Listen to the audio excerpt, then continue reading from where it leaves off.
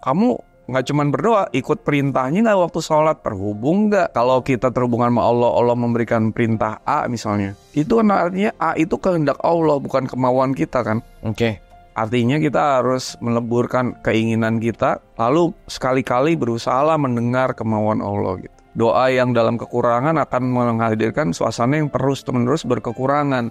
Dia kekurangan dalam arti materi, atau misalnya begitu materi itu dapat, dia selalu merasa kurang gitu. Doa yang terbaik adalah ekspresi rasa syukur.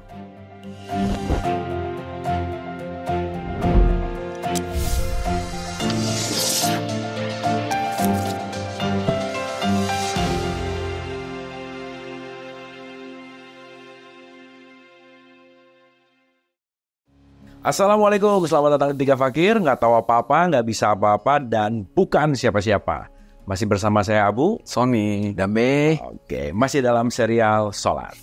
Seru kita mengkuliti ya makna-makna sholat dari berbagai aspek, dari berbagai sudut, yang mudah-mudahan ini memperkaya kita untuk selalu melampaui gitu ya. Jadi kalau mungkin selama ini kita tahu sholat hanya dalam bentuk gerakan dengan waktu tertentu, dengan pemahaman-pemahaman yang mungkin tidak terlalu esensial gitu, tetapi kita mencoba untuk mengupas, kita mencoba untuk mengkuliti agar esensi-esensinya bisa kita dapatkan tidak hanya dalam bentuk ritualnya gitu, tetapi kita bisa masuk ke dalam hal yang disebut dengan yang namanya hakikat. Dan selalu mendisklaimer bahwa kita nggak tahu apa-apa, nggak bisa apa-apa, bukan siapa-siapa, dan kita tidak berusaha meyakinkan sesuatu karena kita juga belajar, para fakir yang terus mau belajar. Dan terima kasih kepada semua pemirsa Tiga Fakir yang tidak bosan untuk terus ikut belajar bersama-sama kita. Nah, kita akan bicara ini kayaknya juga sesuatu hal yang sangat trending ya, bicara tentang doa.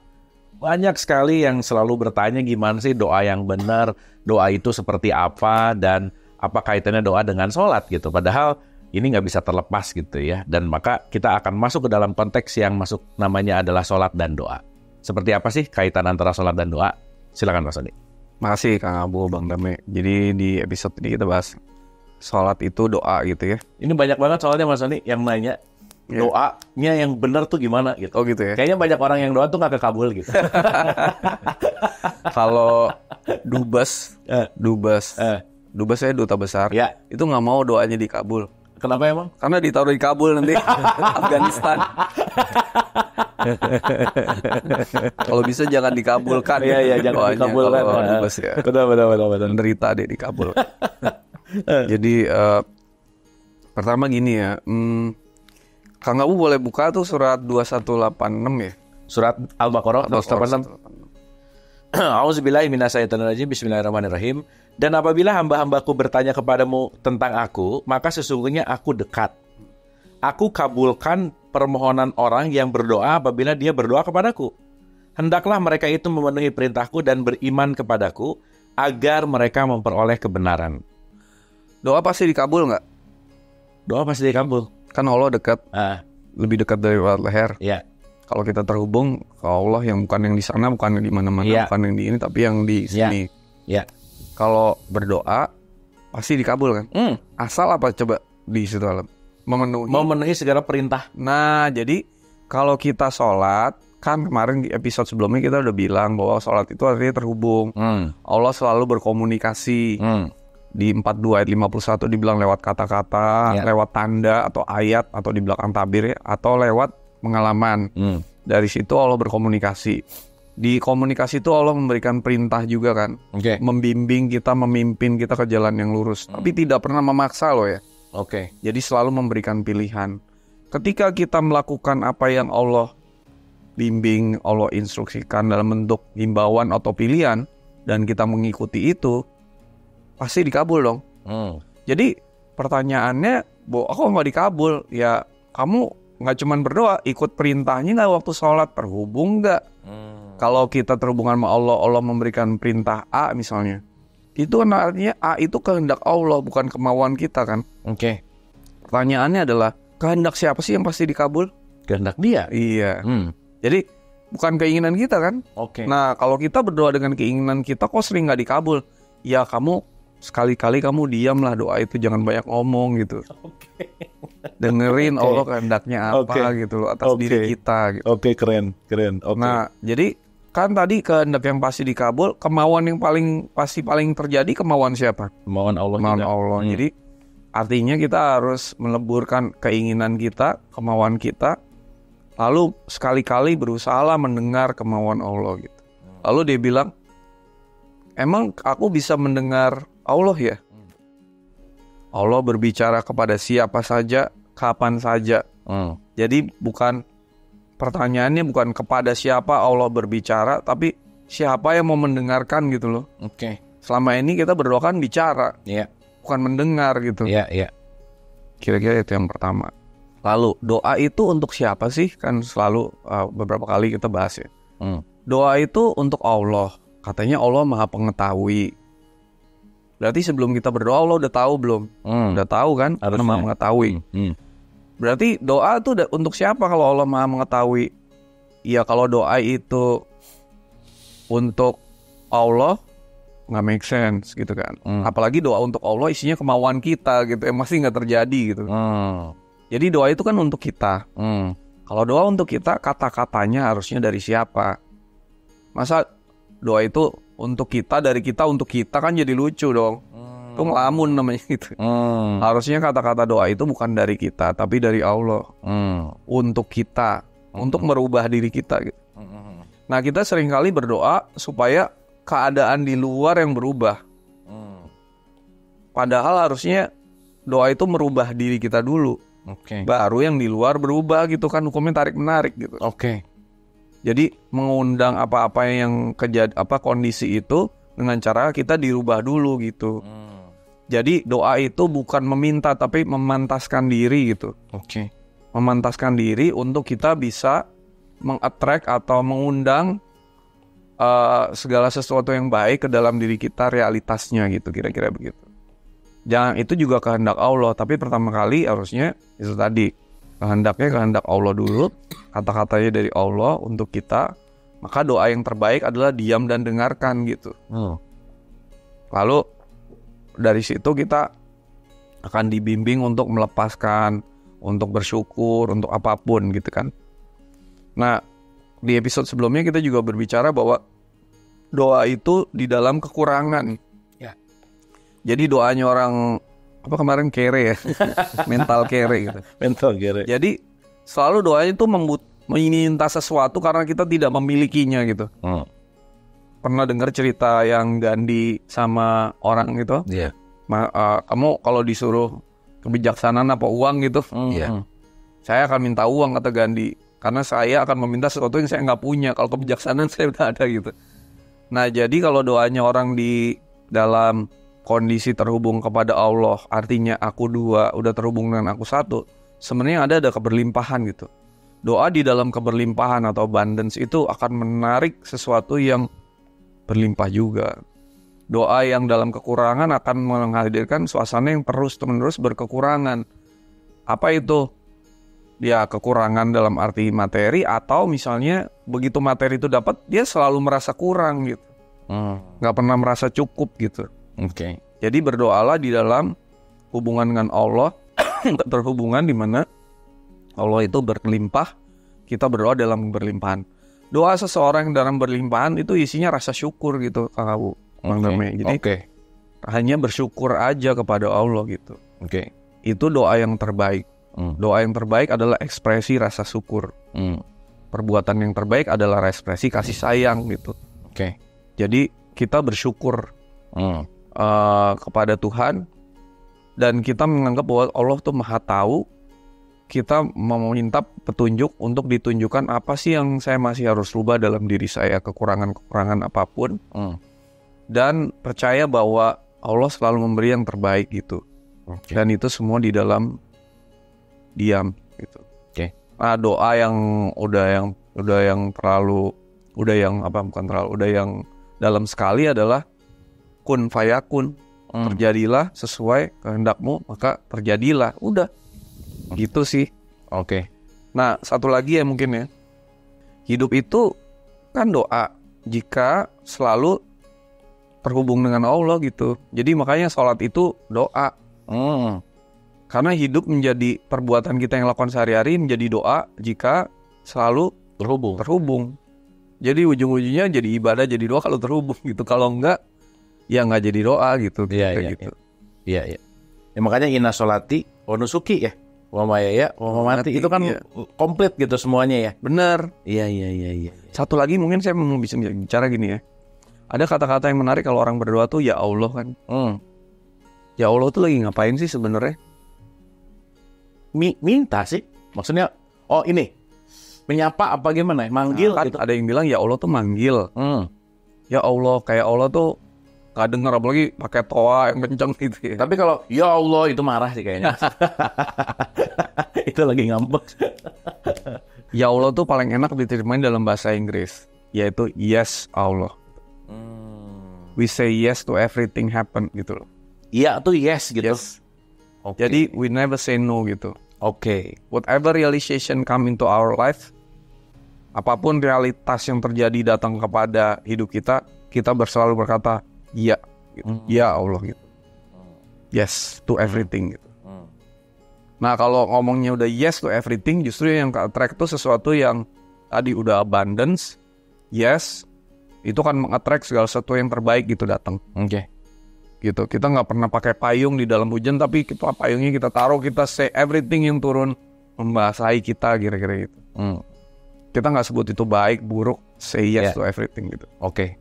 Itu aja sih. Tapi Mas, ini membelok dikit ya supaya enak, karena tadi bicara tentang abundance tadi ya. Dalam realitas Mas Sony, misalnya memang perlu 1 juta, tapi punya 900.000 gitu. Dia doa, aduh kurang 100.000 gitu. Tapi pada realitasnya dia memang perlu 1 juta, tapi cuma ada 900.000. Gimana tuh supaya nggak merasa kekurangan, tapi di satu sisi emang kurang sih gitu. Gimana tuh Mas Sony? Sekarang gini deh, kalau seandainya kita kurang 100.000 ya, kenapa nggak bersyukur yang 900.000 gitu? Dengan bersyukur yang 900.000 dan kita mengattract abundance, keberlimpahan, justru akan menarik nggak cuma 100.000 sisanya gitu. Oke. Tapi kalau kita berdoa fokus kurang yang 100.000, berarti kita berdoa dalam kekurangan kan? Oke. Datang nih 100.000, kita kan kurang lagi loh. Yes. Kita akan minta 10 juta besok. Iya. Oke Mas. Got it. Yes. Jadi bersyukurlah dengan yang 900.000 itu, maka itu kan nge-attract keberlimpahan datang gitu. Oke. Dengan cara Tuhan yang terbaik gitu aja. Oke. Thank you Mas. Nanti aku akan come back with how to-nya gitu. Silakan Bang Name doa nih. Kan Bang Name ini spesialis doa ya. Doakan orang yang meninggal gitu. Doain supaya orang meninggal. Bismillahirrahmanirrahim. Mas Sony, Kang Abu, saya selalu kalau kita bicara sholat itu doa, itu kan biasanya orang itu paham kalau ada urutan-urutan gitu. Nah yang berdoa kalau meminta ini, memanggil, secara bahasa kan doa itu memanggil, meminta, bisa juga. Level terdalam intimasi bersyukur gitu. Itu memang separate self itu Kang Abu, itu selalu merasa kurang. Separate self itu kan selalu bertanya. Nah makanya jawabannya tadi surat Al-Baqarah 186. Apabila hamba-hambaku bertanya, ya dalam hal ini Nabi Muhammad sebagai juru bicara, kepadamu tentang aku. Aku itu kan bukan separate self. Ya. Tapi aku refer to Allah, hakikat ilahi gitu. Maka katakanlah, aku dekat, korib. Kata-kata itu korib, yes. Sahabat karib. Ya. Sahabat karib juga ada kaitan nama kurban tuh korib. Ya, aku akan mengabulkan permohonan apabila mereka berdoa kepadaku. Langsung ya. Langsung kepadaku. Nggak lewat orang. Nggak lewat orang. Nggak lewat subagen. Nggak pakai subagen, bukan kepada dia, bukan kepada Rob. Bahkan ini kan yang berbicara Allah, berbicara di sini dari kata ganti pertama aku. Asal di situ mereka memenuhi, tapi di situ dalam kurung perintahku. Saya sebenarnya lebih suka memenuhi aja, dipenuh dengan aku gitu. Jadi udah nggak ada sisa separate self gitu. Oke. Jadi aku yang penuh itu apa? Apabila asal mereka memenuhiku gitu. Jadi di dalam diri batin itu penuh dengan aku aja, nggak ada yang lain. Nah penuh dengan aku itu apa? Infinity, tak terbatas. Nah kalau sudah, jadi bukan lagi ada perintah seperti lakukan ini, lakukan itu kan partikularnya. Tapi memenuhiku itu sudah nggak ada apa-apa, maka semua kan terjadilah. Yang selain aku keluarin lah gitu kira-kira. Iya, Ya. selain aku keluarin, aku persona itu, ini sih persona gitu. Makanya kan tahap awal itu ada personal prayer. Personal prayer itu ya minta, ya merasa kurang. Ya saya bilang itu seperti ratapan gitu. Dan kadang-kadang saya ya sebagai individu kadang-kadang merengek sama orang tua itu oke-oke aja gitu. Tapi kalau nggak dijawab, dia lebih tahu. Orang tua itu, Tuhan lebih tahu kapan dijawab atau tidak rengean anak kecil ini gitu. Nah terus saya bahkan tidak tahu cara ngomongnya gimana, makanya muncullah canonical prayer yang rules-nya gimana, kata-katanya apa, geraknya apa gitu kan. Jadi satu personal prayer itu separate self, merengek-rengek aja gitu. Ya kalau masih fasenya di situ ya tidak apa-apa, ekspresikan aja. Nah begitu canonical prayer kan doa itu jadi semacam dialog yang mulai elegan, berkelas, ada Canonical adab, prayer tuh apa? Ritual. Apa maksudnya? Sorry. Canonical itu tata cara, canonical bahasa Inggris, ada rules-nya gitu. Rules, oke. Ada adab, ada macam-macam. Itulah sebetulnya bentuk ritual. Kalau yang personal itu kan bebas pakai bahasa apa aja. Oke. Jadi kalau canonical tuh kayak kalau udah 5 waktu diawali dengan iftitah, diakhiri dengan salam, itu canonical. Iya. Tapi kalau personal itu sebenarnya, aduh itu kanonik apa loh, itu personal loh itu. Tiba-tiba kita gagal apa gitu. Aduh gitu, itu sudah personal prayer. Nah intellectual prayer itu keberadaan kita itu kan ada keberadaan yang sudah terhubung dengan kecerdasan semesta. Itu menurut saya Kang Mas Sony itu adalah orang-orang yang sudah bisa selaras dengan hukum-hukum semesta. Jadi menjalani kehendak separate self itu selaras dengan kehendak semesta itu intellectual prayer. Actionnya itu selaras dengan kehendak semesta. Intellectual prayer sudah meditatif, sudah bisa membaca tanda-tanda. Kesini dulu, bahkan orang nyebut hambatan, enggak, sabar aja. Di baliknya itu ada sebetulnya mystery of life gitu. Ada misteri di situ. Nah yang keempat heart prayer, nah itu sudah tadi itu aku itu sudah kehendak pula yang terjadi seperti kata-kata Yesus. Nah saya beberapa kali juga berbagi tentang ini kepada teman-teman. Kalau kita masih di personal prayer, tidak apa-apa, teruskan aja. Semakin mengenal sang aku, maka doanya jadi tidak meminta lagi. Sudah penuh? Fulfill, memenuhi itu fulfillment gitu kan. Sudah full, sudah somat. Maaf Bang Damai, boleh saya potong dikit. Jadi fulfill itu bukan berarti yang diinginkan terjadi, tetapi keinginannya lebur gitu loh. Iya. Ada yang menarik gini Mas Sony, yang menarik. Itu salah satu kitabnya Ibnu Arabi, judulnya Turjumanus Syawaq. Itu kitab terakhir tetapi suka disalah tafsirin orang. Artinya itu rahasia desire. Jadi rahasia desire. Cuman kan desire itu ada syahwat, segala jenis keinginan deh. Justru ketika kita meneliti keinginan, pertanyaan siapa yang ingin itu yang jadi fokus, bukan keinginan. Yes. Jadi desireless. Desireless. Desireless itu yang kita inginkan. Maksudnya direalisasikan. Kan desireless itu, ya aku ingin yang gak punya keinginan. Nah kira-kira begitu. Itu kan fulfill.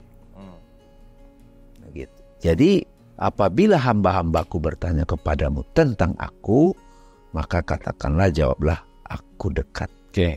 Aku akan mengabulkan.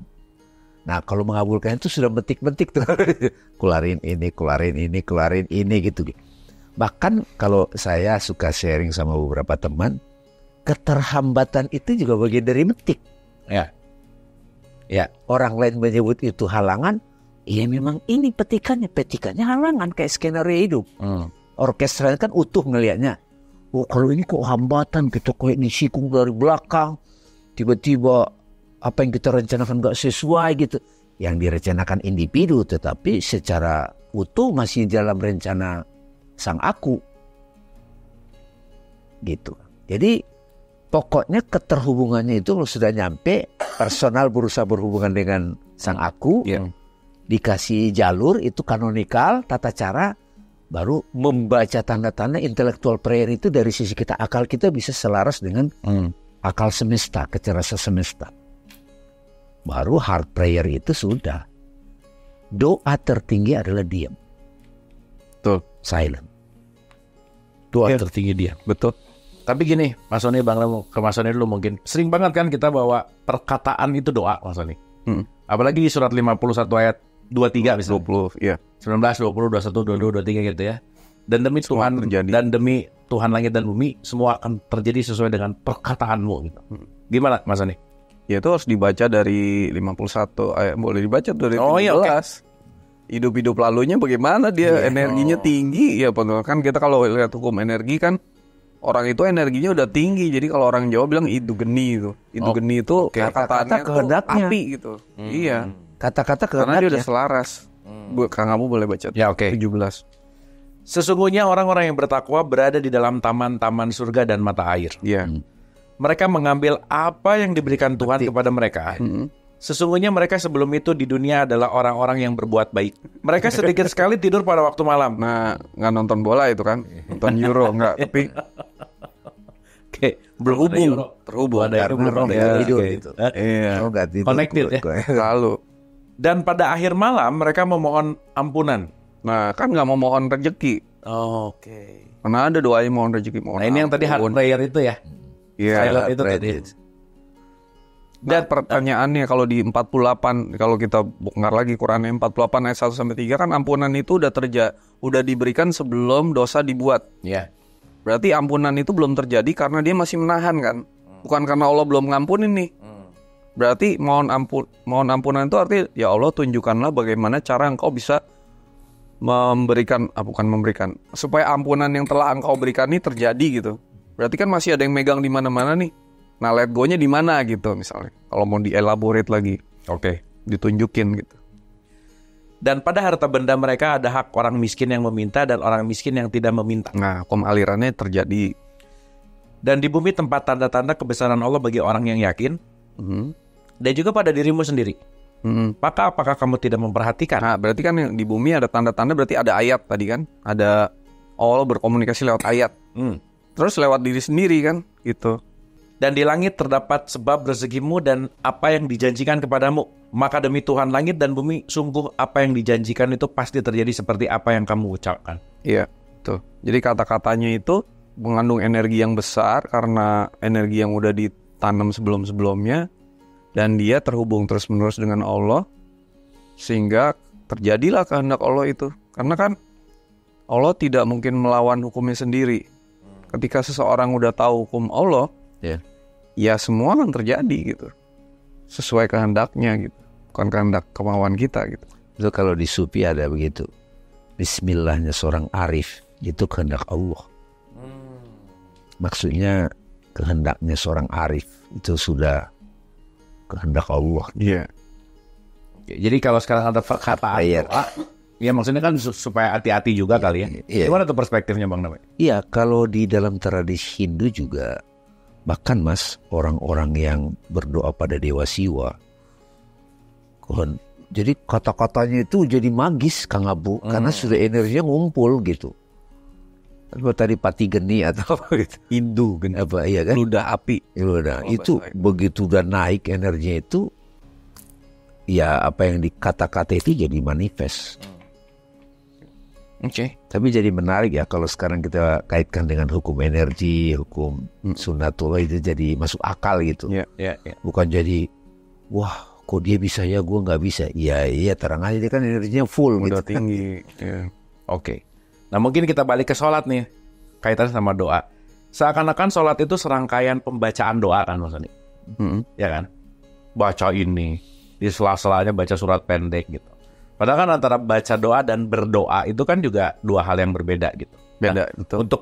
untuk mengelaborasi semua antara sholat dan doa sebagai final statement di sholat dan doa tuh gimana sih? Sholat itu adalah serangkaian pembacaan doa, tetapi di satu sisi doa itu juga bukan masalah dibacakan gitu. Gimana tuh maksudnya? Tadi kan di Al-Baqarah 2186 dibilang aku akan mengabulkan perintah apa doa kamu jika kamu mengikuti perintahku. Berarti kan ada unsur kalau bahasa Inggris itu eligibility. Oke. Pantasan gitu. Yes. Apakah kamu sudah pantas secara hukum untuk menerima apa yang Allah janjikan itu? Kalau belum pantas ya belum. Artinya kan ada hukum namanya ukuran atau hukum namanya qadar kan. Ketika ada qadar takdir gitu. Kalau ukurannya belum pas, ya takdir belum terjadi. Semua itu kan kun fayakun. Kun itu terjadi, faya itu artinya berproses sehingga terjadi gitu. Artinya kalau kita Allah bilang terjadi harus ada proses gitu.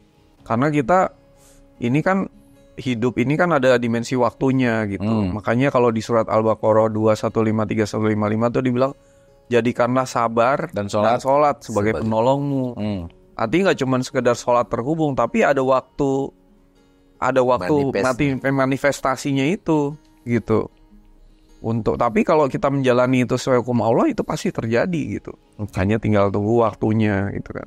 Oke. Jadi membaca doa dan berdoa itu suatu hal yang beda, karena membaca hanya sekedar bacaan, berdoa itu lewat semua serangkaian perbuatan, semua pengetahuan, kesadaran tentang hukum Allah gitu.